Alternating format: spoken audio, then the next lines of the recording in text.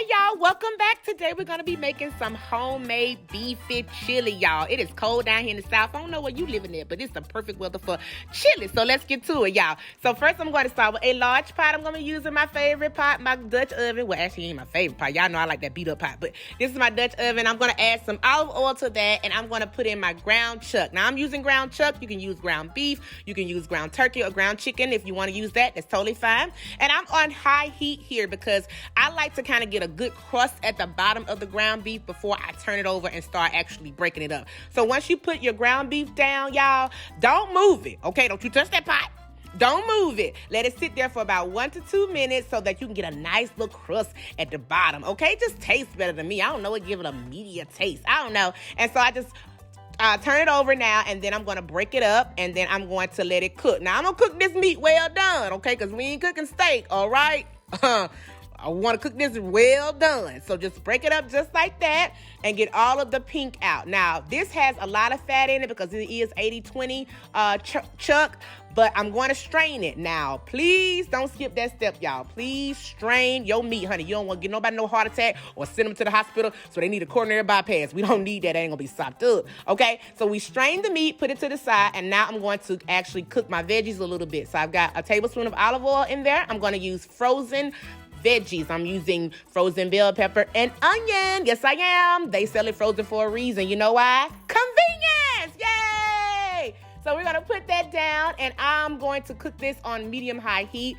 And I'm actually going to let it cook for a little while because I want the water to evaporate. I don't want a lot of water in the veggies. And because we're using frozen veggies, they have a lot of water in them. So I'm going to put them down, let them just kind of cook till the water is evaporated. If you see the steam, that's what it's doing. And you want to cook that over medium-high heat and just cook them till they get nice and tender. Okay? Now, if you are using fresh veggies, you don't have to cook them as long because the fresh veggies don't have a lot of water in them. But if you're going to be using frozen veggies like me, ain't nothing wrong with that. Okay, no shame in your game. Then just cook the water out till they look just like this. As you can see, there's no water at the bottom, and they are translucent and tender. All right, so once you get them like this, then we're going to prepare for our next step, and that is going to be to add in our tomato paste, okay? So I got my veggies right there. I'm going to add in the tomato paste, just like that right there. Look like ketchup a little bit. Don't add no ketchup in here. They ain't going to be sopped up, baby. This ain't french fries. This is chili, okay?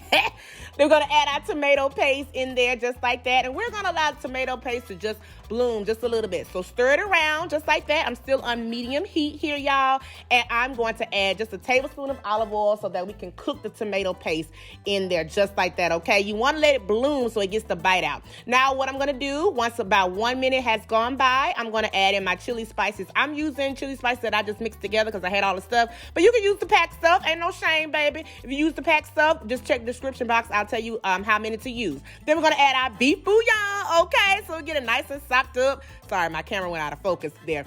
But add our beef bouillon, and then we're going to add in our meat, okay? The strained meat.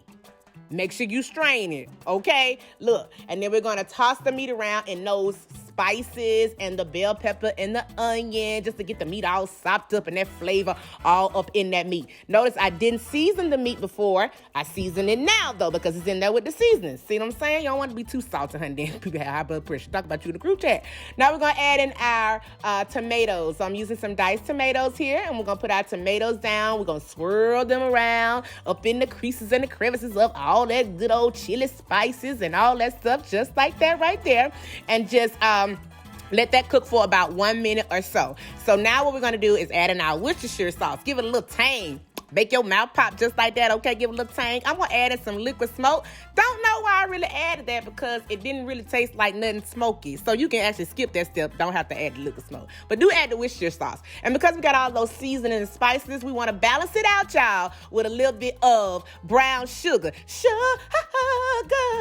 And then we're going to add in my secret ingredient, which is sazon. Shout out to all of my Latinos and Hispanic community that follow me. Thank y'all for coming out with this seasoning because I love it, and it's amazing in chili. So add your sazon. You can find it at the store next to your bouillon and all that stuff. Add your sazon and then toss that around in there just like that. It's going to be real good. Now I'm going to add in my chili beans. I'm actually using kidney beans that I have rinsed and drained. Make sure you rinse them, baby. Don't put all that bean juice up in there. Baby, that's going to be nasty, and that ain't going to be sopped up for real. I did that one time before when I was early on cooking in my years. Don't do that, y'all. Make sure you rinse them. Okay, rinse them off. And then we're going to add our beans. And now we're going to add in our beef stock. Yes, I am using beef bouillon. And I'm also using beef stock. Because we want that flavor to be what?